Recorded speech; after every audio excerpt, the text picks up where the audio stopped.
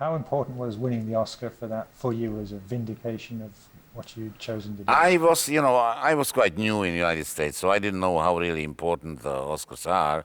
I knew that they are very important that one evening because everybody is watching the show, yeah. But then I slowly realized it's very important. It's very important for one, not only for your ego, because that's not so important, that it massages your ego. But it's very important because your price goes up. And with the money comes freedom.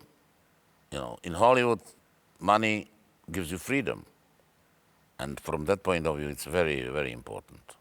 So with the newfound freedom, you made Hair. Then I made Hair in that's a strange story because I was in New York in 1967 and a friend of mine said, listen, there is a preview of some new musical, let's go see it. And it was the very first public preview of Hair off Broadway. I didn't speak English in the times, I was there, I think, for the New York Film Festival or something like that. And I just loved every song. I didn't understand what is it about, what are they singing, but every song was a jam, which I know only West Side Story is the same kind of musical. Every song is a jam. Usually you have musicals and you have 1, 2, or 3 melodies and the rest is just, more or less fill the time. And I went after Jimmy and Jerry if I could take the music sheets with me to Prague. And I found out to my surprise that they knew my film. They knew the Loves Were Blonde. And,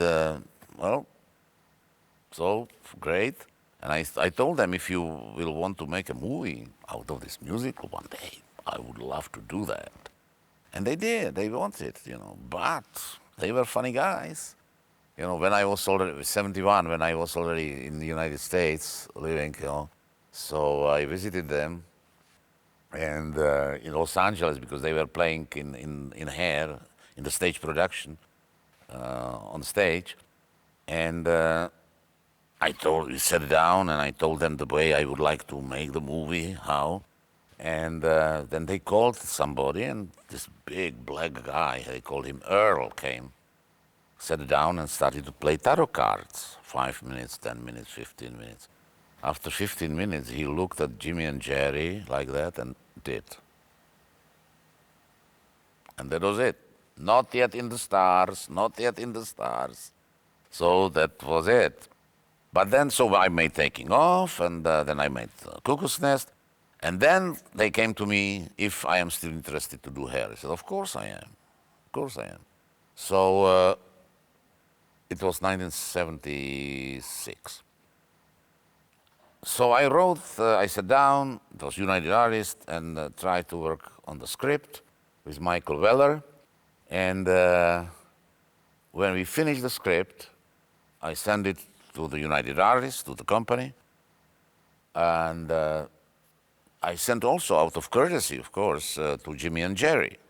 Oh my God, they were furious. They didn't like the script at all. Just out of interest, why was Hair shot during autumn and winter? Why? Yeah. The funniest thing was that when I saw the schedule, that this big Be-In, which is, like in Central Park, thousands of people, so, hippies, all that was scheduled for December 6th. December 6th, it's winter. No, Miloš, don't worry. That's Indian summer in that time in New York. And it's beautiful, it's great weather always, and, people will come. So December 6th in the morning, I wake up and there is a snow in Central Park. It's covered with snow. It was the funniest thing because, I see we should have hundreds of, thousands of hippies there. And there is like 50 extras shivering, around this barrel with hot coal. And I go downstairs and the production manager, is sleeves rolled up and hair standing, blue lips, like that. So Miloš, where do you want the camera? I said, what do you want? What you talking about? You want to shoot? Yeah, the jet engines are on the way, and they will melt the snow within 100 yards. Oh yeah? And what about the vapor? The singers and the actors? You talk and there's a vapor coming. Don't worry, it's taken care of. You put the dancers in the mouth ice cubes, and when you say action, they spit the ice cubes out, and for 6 seconds, there will be no vapor. I said, no, come on. So I called the United Artists people, and they understood it's ridiculous to do that. But what was very interesting is the mentality. Because then in Hollywood, to shoot summer in summer, that's not art. Yeah, to shoot summer in winter, that's art, man. That's art, So no. Then we had to shoot it next spring, and it was all right finally. But the situation with the screenplay was the same as was with Ken Kesey. When the boys sent me the script, it was another version of the play.